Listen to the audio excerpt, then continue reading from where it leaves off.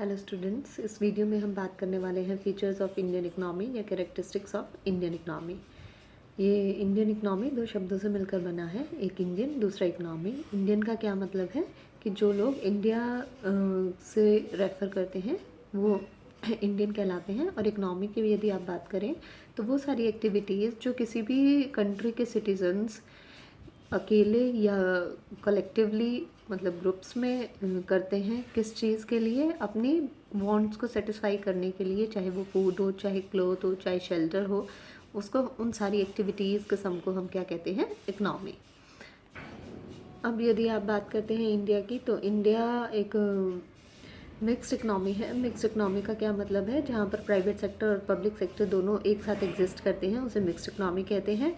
दूसरा, इंडिया एक planned developing economy रही है। तो प्लान्ड इकनॉमी में इंडिया में क्या किया गया है, लगातार 5 ईयर प्लान्स को फॉर्म किया गया है। 12 5 ईयर प्लान्स बने जिनके अंदर आपकी इकनॉमी ने बहुत ज़्यादा प्रोग्रेस की है ऑन डिफरेंट एस्पेक्ट्स। लेकिन जो प्राइमरी कैरेक्टरिस्टिक्स हैं वो इंडिया की ये दिखाती हैं कि India is an under developed economy. तो हम बात करेंगे इंडियन इकनॉमी की कैरेक्टरिस्टिक्स की with perspective to under developed economy. अब इंडिया को हम अंडर डेवलप्ड इकनॉमी कहते हैं, किस बेसिस पर कह सकते हैं। देखिए, पर कैपिटल इनकम एक क्राइटेरिया बनाया गया है। पर कैपिटल इनकम मतलब किसी भी देश की नेशनल इनकम को जब आप पॉपुलेशन से डिवाइड कर देते हैं तो आपके पास पर कैपिटल इनकम आती है। तो पर कैपिटल इनकम के बेसिस पर कुछ कंट्रीज़ में जैसे अमेरिका, इंग्लैंड, जापान बहुत हाइयर पर कैपिटल इनकम पाई जाती है। लेकिन दूसरे हाथ पर वहीं पाकिस्तान, श्रीलंका, इंडिया, बांग्लादेश जैसे ऐसे देश हैं जहाँ पर कैपिटल इनकम काफ़ी लो है। जहाँ हाई पर कैपिटल इनकम पाई जाती है उन्हें डेवलप्ड इकनॉमीज़ कहते हैं, और जहाँ लो पर कैपिटल इनकम पाई जाती है उन्हें अंडर डेवलप्ड इकनॉमीज़ कहते हैं। तो इंडिया की बात करते हैं कि इंडिया की इकनॉमी कैसी है, अंडर डेवलप्ड इकनॉमी है। तो कौन कौन से फीचर्स हैं जो बताते हैं कि इंडिया की जो इकनॉमी है वो एक अंडर डेवलप्ड इकनॉमी है। पहली चीज़ है स्टेगनेंट पर कैपिटल इनकम, और दूसरी चीज़ भी इसी से रिलेटेड है, लो पर कैपिटल इनकम। पर कैपिटल इनकम मैंने आपको अभी बताया कि जब आप नेशनल इनकम को उस देश की पॉपुलेशन से डिवाइड करते हैं तो आपके पास पर कैपिटल इनकम आ जाती है। और इंडिया की यदि बात करें तो इंडिया में लो पर कैपिटल इनकम देखने को मिलती है, जिसके बेसिस पर इसको अंडर डेवलप्ड इकनॉमी में रखा गया है। और इंडिया की रैंकिंग पर कैपिटल इनकम के आधार पर काफ़ी नीचे पाई जाती है वर्ल्ड इकनॉमीज़ में। दूसरा क्या है कि ये जो लो पर कैपिटल इनकम है ये भी स्टेगनेंट है। 1950s और 51 से लेकर यदि 16-17 के बीच में आप बात कर रहे हैं तो एनुअल रेट ऑफ इंक्रीज़ जो पाया है वो 3% के करीब पाया गया है पर कैपिटल इनकम में। तो कोई ख़ास या कोई ज़्यादा इंक्रीज़ नहीं हो रहा है पर कैपिटल इनकम में, इसलिए आप कहते हैं कि पर कैपिटल इनकम एक स्टेगनेंट पोजीशन में है, और जो अपने आप में इंडेक्स है किस चीज़ का, अंडर डेवलप्ड इकनॉमी का। फिर लो स्टैंडर्ड ऑफ लिविंग पाया जाता है। अब जब लो पर कैपिटल इनकम होगी किसी भी देश में तो लोगों का जो लेवल का कंजम्पशन का लेवल है वो भी कम होगा, यानी लोग अपनी केवल बेसिक नेसेसिटीज़, फूड, क्लोथिंग और शेल्टर आदि को ही पूरा कर पाएंगे और अपने कंफर्ट के लिए पैसे खर्च नहीं कर पाएंगे। और जो डाइट लेते हैं लोग ऐसे में वो भी एक बैलेंस्ड न्यूट्रिशन डाइट नहीं होती। तो ऐसे में लोग जब अपने स्टैंडर्ड ऑफ लिविंग को अच्छे लेवल पर नहीं ले जा सकते, लो स्टैंडर्ड ऑफ लिविंग में रह रहे होते हैं, उनकी एफिशिएंसी भी लो पाई जाती है, और लो एफिशिएंसी के कारण उनकी प्रोडक्टिविटी भी लो होती है। और प्रोडक्टिविटी लो होने के कारण फिर फर्दर उनका जो इनकम है वो लो होता है, और इसी के कारण वो गरीब लोग जो लो प्रोडक्टिविटी रखते हैं उनको लो इनकम मिलती है और वो गरीब ही बने रहते हैं। फिर है unequal distribution of income and wealth. यहाँ पर वर्ल्ड डेवलपमेंट रिपोर्ट 2017 के अकॉर्डिंग दिखाया गया है कि यदि आप बात करें इंडिया के जो 10% गरीब हैं उनके पास केवल 3.6% नेशनल इनकम का हिस्सा है, और लेकिन इसके ठीक विपरीत जो 10% अमीर हैं वहाँ पर 29.8% तक नेशनल इनकम का हिस्सा पाया जाता है।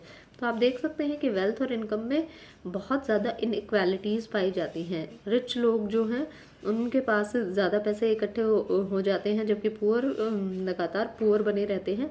और रिच लोग जो हैं ऐसे वो ज़्यादातर लग्जीरियस गुड्स की कंजम्पशन पर इन पैसों को खर्च करते हैं, जिससे सेविंग लो रहती है। दूसरी तरफ पुअर पीपल के पास कंजम्पशन नीड्स ही मुश्किल से पूरी हो पाती हैं, तो वो भी सेविंग नहीं कर पाते। तो ओवरऑल सोसाइटी में सेविंग का लो लेवल आपको देखने को मिलेगा, और इसी बिहाफ पर लो कैपिटल फॉर्मेशन भी आप देखेंगे।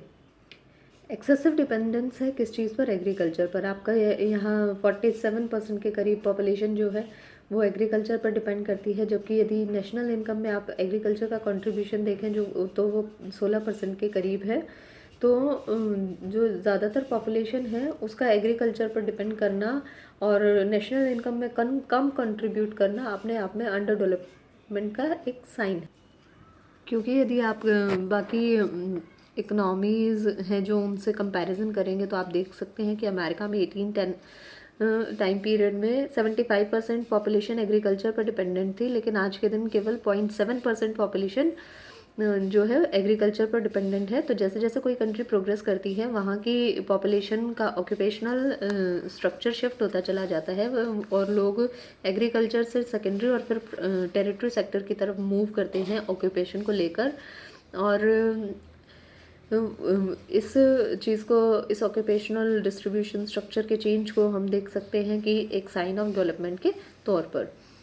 Lack of proper industrialisation. अब यहाँ इंडिया की बात करते हैं तो इंडस्ट्रियलाइजेशन की रेट बहुत ही स्लो रही है, और पोस्ट इंडिपेंडेंस यदि आप बात करें तो बहुत सारी हालांकि कंज्यूमर गुड इंडस्ट्रीज़ इस्टेब्लिश की गई हैं, प्रोड्यूसर गुड इंडस्ट्रीज़ भी इस्टेब्लिश की गई हैं। कंज्यूमर गुड इंडस्ट्रीज़ जैसे जो कंज्यूमर के पॉइंट ऑफ व्यू से इम्पोर्टेंट है, जैसे टेक्सटाइल और sugar industries, producer good industries जो मशीन्स और टूल्स इत्यादि का प्रयोग करते हैं। लेकिन जो प्रोड्यूसर गुड इंडस्ट्रीज़ हैं वो ज़्यादा सेटिस्फैक्टरली डेवलप नहीं हुई हैं, और वहाँ पर आप देख सकते हैं इसके साथ साथ कि जो एम्प्लॉयमेंट का लेवल है वो भी काफ़ी कम देखने को मिलता है। और नेशनल इनकम में यदि इंडस्ट्रीज़ का कंट्रीब्यूशन करें देखेंगे तो आप वो भी आपको कम देखने को मिलता है। तो low level of industrial growth के कारण आपको लो प्रोडक्टिविटी मिलेगी और लो पर कैपिटल इनकम मिलेगी। Lack of proper banking facilities. India के बहुत सारे हिस्से आज भी ऐसे हैं जो बैकवर्ड हैं, जो रूरल हैं, जहाँ पर बैंक्स अवेलेबल नहीं हैं। तो ऐसे में जो वहाँ के लोग हैं, गरीब लोग हैं, वो उनके पास जो सेविंग्स हैं वो बैंक्स में जमा नहीं करा सकते, वो थोड़ी बहुत सेविंग जो वो करते हैं वो फर्दर मोबिलाइज इकनॉमी में नहीं हो पाती। दूसरी तरफ वहाँ जो लोग छोटा मोटा काम करना चाहते हैं और उनको थोड़े बहुत लोन की ज़रूरत है, तो वो लोन चीप रेट्स पर नहीं अवेल कर पाते, बल्कि उनको उधार लेने के लिए वहाँ के जो इंडिजीनियस बैंकर्स हैं या आप कह सकते हैं साहूकार लोग हैं उन्हीं पर निर्भर रहना पड़ता है, और बदले में एक हाई इंटरेस्ट रेट उन्हें पे करनी पड़ती है। तो ऐसे में सेविंग को भी नेगेटिव इम्पैक्ट पड़ता है, और सेविंग के साथ साथ इन्वेस्टमेंट पर भी नेगेटिव इम्पैक्ट देखने को मिलता है। Less development means of transport है इंडिया में, क्योंकि इंडिया में एयर ट्रांसपोर्ट, रोड ट्रांसपोर्ट या वाटरवेज की बात करें तो जोग्राफिकल एरिया बहुत वास्ट है, लेकिन इंडिया इस जोग्राफिकल एरिया के अकॉर्डिंग ट्रांसपोर्ट मीन्स अभी तक अच्छे से प्रोवाइड नहीं कर पाया है, जिसका कारण नेगेटिव इम्पैक्ट आपको देखने को मिलेगा मोबिलिटी ऑफ गुड्स पर, मोबिलिटी ऑफ लेबर पर। मतलब लेबर और गुड्स इधर उधर आसानी से नहीं आ जा सकते हैं, और इसी के कारण जो आपके गरीब किसान हैं और मंडी में अनाज बेचना चाहते हैं वो हमेशा मंडी तक नहीं पहुंच पाते, बल्कि कई बार उन्हें गांव में ही अपना अनाज बेचना पड़ता है, चाहे वहाँ कम दाम मिल रहे हों। दूसरी तरफ जो इंडस्ट्रियलिस्ट हैं, रॉ मटेरियल चाहते हैं, उन तक रॉ मटेरियल पहुँचने में बहुत टाइम लग जाता है, जिसके कारण कॉस्ट ऑफ प्रोडक्शन उनका बढ़ जाता है। और ये सब प्रॉब्लम किस कारण होती है? क्योंकि ट्रांसपोर्ट के मीन्स हमारे पास एडिक्वेटली अवेलेबल नहीं है। Pressure on off population. अगर इंडिया को देखेंगे तो यहाँ पर 18% तक आपकी वर्ल्ड की पॉपुलेशन रह रही है, और जबकि आप एरिया की बात करें तो केवल 2.4% वर्ल्ड के एरिया का आपका इंडिया का एरिया है। और जब इतनी ज़्यादा पॉपुलेशन यहाँ पर होगी तो रिसोर्सेज लिमिटेड होंगे, और रिसोर्सेज लिमिटेड होने के कारण आपको फूड शॉर्टेज और अनएम्प्लॉयमेंट जैसी प्रॉब्लम देखने को मिलती हैं। Unemployment and under employment. Unemployment मतलब कि कोई इंसान काम करना चाहता है एग्जिस्टिंग वेज रेट पर उसको काम नहीं मिल पाता। और दूसरी तरफ अंडर एम्प्लॉयमेंट की बात करें तो जितने दिन आपको काम चाहिए आपको उतने दिन नहीं मिल पाता, या फिर आपको अपनी एजुकेशनल क्वालिफिकेशंस के अकॉर्डिंग काम नहीं मिल पाता, तो दोनों ही कंडीशन में आप अंडर एम्प्लॉयड कहलाते हैं। इंडिया में ह्यूज पॉपुलेशन होने के कारण बहुत ज़्यादा मैन पावर पाई जाती है, और ऐसे में क्योंकि यहाँ इंडस्ट्रियलाइजेशन स्लो है, ज़्यादातर लोग एग्रीकल्चर पर डिपेंड करते हैं, वहाँ पर वो किसी तरह का कोई कंट्रीब्यूशन चाहे ना कर रहे हों, तो ऐसे में वेस्टेज ऑफ लेबर रिसोर्सेज देखने को मिलता है, जिसके कारण फर्दर आपका प्रोडक्शन कम रहता है और इनकम कम रहेगी।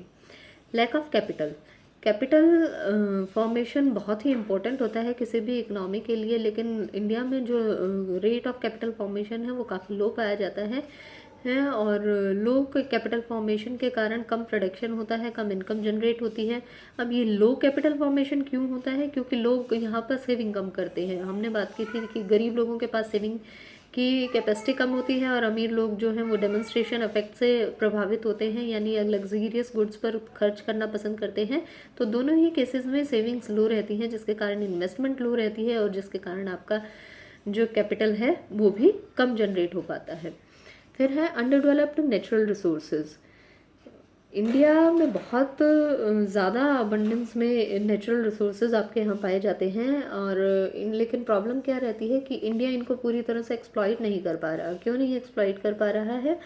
क्योंकि इंडिया के पास ऐसी प्रॉपर मैनेजमेंट नहीं है, ऐसे प्रॉपर टेक्निक्स नहीं है जिनसे नेचुरल रिसोर्सेज का एफिशिएंटली यूटिलाइज़ किया जा सके। एक तरफ तो हमारे पास इतने ज़्यादा वाटर रिसोर्सेज हैं, दूसरी तरफ ये वाटर रिसोर्सेज एफिशिएंटली मैनेज नहीं किए जाते, इसलिए हमें बार बार फ्लड की प्रॉब्लम को फेस करना पड़ता है। एक तरफ हम देख सकते हैं कि एग्रीकल्चर में बहुत सारी लैंड ऐसी है जहाँ पर वाटर इनएफिशिएंट है, शॉर्टेज ऑफ इरिगेशन फैसिलिटीज़ हैं। तो ज़रूरत क्या है कि हम अपने नेचुरल रिसोर्सेज को फुल्ली यूटिलाइज कर पाएँ, फुल्ली एक्सप्लॉइट कर पाएँ, उनको वेस्ट ना होने दें। Shortage of able and efficient entrepreneurs. Entrepreneur कौन होता है? जो फैक्टर्स ऑफ प्रोडक्शन को अरेंज करता है प्रॉफिट के लिए और रिस्क लेता है इन्वेस्टमेंट का। तो यहाँ पर इंडिया की जहाँ बात कर रहे हैं वहाँ पर एबल और एफिशिएंट एंटरप्रेन्योर्स ऐसे कम पाए जाते हैं जो रिस्क लेने की कैपेसिटी रखते हैं या नई इंडस्ट्रीज़ को सेटअप कर सकते हैं। आउटडेटेड सोशल इंस्टीट्यूशंस पाए जाते हैं इंडिया में, यानी कि सोशल जो इंस्टीट्यूशंस हैं वो किस तरीके के हैं? कास्ट सिस्टम है, जॉइंट फैमिली सिस्टम है, या उत्तराधिकार का नियम है, या रिलीजियस जो भी चीज़ें हैं वो इस तरीके की हैं जो आउटडेटेड हो चुकी हैं और किसी भी कंट्री की इकोनॉमिक डेवलपमेंट में हिंड्रेंस का काम करती हैं। ये लोगों को नए मेथड्स अडॉप्ट नहीं करने देती और लोग पुरानी चीज़ों के साथ ही स्टिक रहते हैं, जिसके कारण इकोनॉमिक डेवलपमेंट में प्रॉब्लम देखने को मिलती है। Low grade human capital. अब हमारे यहाँ पर पॉपुलेशन तो बहुत ज़्यादा है, लेकिन उस पॉपुलेशन के साथ प्रॉब्लम क्या है? उस पॉपुलेशन को फर्दर ह्यूमन कैपिटल में कन्वर्ट किया जा सकता है, और ह्यूमन कैपिटल आपके लेबर्स होते हैं, लेकिन हमारे यहाँ पर जो लेबर हैं वो low grade human capital form करते हैं, क्योंकि वो एफिशिएंट नहीं होते, क्योंकि उनकी एजुकेशन हेल्थ में किसी तरह की कोई इन्वेस्टमेंट नहीं की जा रही होती ज़्यादा। और यदि आप ऐसे लेबर्स की ट्रेनिंग, एजुकेशन, हेल्थ में इन्वेस्ट करेंगे तो आप हाई ग्रेड ह्यूमन कैपिटल को फॉर्म कर सकते हैं, जो फर्दर किसी देश के इकोनॉमिक डेवलपमेंट में अहम योगदान दे सकते हैं। पुअर टेक्नोलॉजी देखने को मिलती है, यानी हम जो मशीन्स प्रोडक्शन के लिए यूज़ कर रहे हैं वो पुरानी है, वो इन्फीरियर है, और यदि हम उन आउटडेटेड टेक्निक्स को यूज़ करते रहेंगे तो हमारा जो प्रोडक्ट बनता है वो भी आउटडेटेड होता है और उसमें उतनी अच्छी क्वालिटी का नहीं बन पाता, कॉस्ट ऑफ प्रोडक्शन भी हाई रहता है, जिसके कारण उसका प्राइस भी हाई रखना पड़ता है। ऐसे में हम फेल हो रहे हैं कि हम इंटरनेशनल मार्केट में कम्पीट नहीं कर पा रहे हैं। लास्ट पॉइंट इज़ कि ड्यूअलिस्टिक इकोनॉमिक स्ट्रक्चर पाया जाता है। ड्यूअलिस्टिक इकोनॉमिक स्ट्रक्चर मतलब दो तरह का स्ट्रक्चर आपको देखने को मिलेगा, एक हाईली डेवलप्ड सेक्टर का, दूसरा सबसिस्टेंस सेक्टर का। हाईली डेवलप्ड सेक्टर की यदि आप बात करें तो जो एक्सपोर्ट ओरिएंटेड मल्टीनेशनल कॉरपोरेशंस हैं वो बिग इंडस्ट्रियल हाउसेज हैं, और वहाँ पर आप देख सकते हैं कि बहुत ज़्यादा हाई इनकम वो लोग अर्न कर रहे होते हैं। दूसरी तरफ विरोधाभास ये है कि आपके यहाँ एक ऐसा सेगमेंट है जो एग्रीकल्चर पर ही डिपेंड है, या फिर स्मॉल बिजनेस यूनिट्स हैं जिनके पास स्मॉल इंडस्ट्रीज़ हैं। तो ऐसे लोगों के पास जो इनकम है वो कम जनरेट हो पाती है, और वो केवल अपनी लाइवलीहुड को ही मुश्किल से पूरा कर पाते हैं। और ये एक विरोधाभास है कि एक तरफ बहुत हाई इनकम जनरेटिंग सेक्टर है और दूसरी तरफ बहुत ही लो इनकम जनरेटिंग सेक्टर है।